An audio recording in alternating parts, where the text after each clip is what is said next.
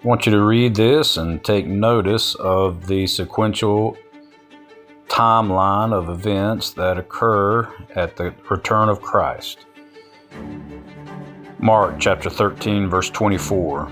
But in those days after that tribulation, the sun shall be darkened, and the moon shall not give her light, and the stars of heaven shall fall, and the powers that are in heaven shall be shaken. And then shall they see the Son of Man coming in the clouds with great power and glory. And then shall he send his angels, and shall gather together his elect from the four winds, from the uttermost part of the earth to the uttermost part of heaven. Matthew chapter 24, verse 29. Immediately after the tribulation of those days shall the sun be darkened, and the moon shall not give her light, and the stars shall fall from heaven, and the powers of the heavens shall be shaken. And then shall appear the sign of the Son of Man in heaven, and then shall all the tribes of the earth mourn, and they shall see the Son of Man coming in the clouds of heaven with power and great glory.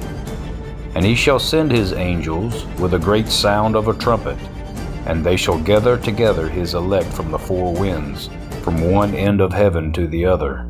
Revelation chapter 6, verse 12. And I beheld, when he had opened the sixth seal, and lo, there was a great earthquake, and the sun became black as sackcloth of hair, and the moon became as blood, and the stars of heaven fell unto the earth, even as a fig tree casteth her untimely figs, when she is shaken of a mighty wind. And the heaven departed as a scroll, and it is rolled together, and every mountain and island were moved out of their places, and the kings of the earth, and the great men, and the rich men, and the chief captains, and the mighty men, and every bondman, and every free man hid themselves in the dens and in the rocks of the mountains, and said to the mountains and the rocks, Fall on us, and hide us from the face of him that sitteth on the throne, and from the wrath of the Lamb. For the great day of his wrath is come, and who shall be able to stand? Joel chapter 2, verse 1. Blow ye the trumpet in Zion, and sound an alarm in my holy mountain. Let all the inhabitants of the land tremble, for the day of the Lord cometh, for it is nigh at hand.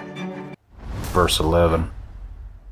And the Lord shall utter his voice before his army, for his camp is very great, for he is strong that executeth his word, for the day of the Lord is great and very terrible, and who can abide it?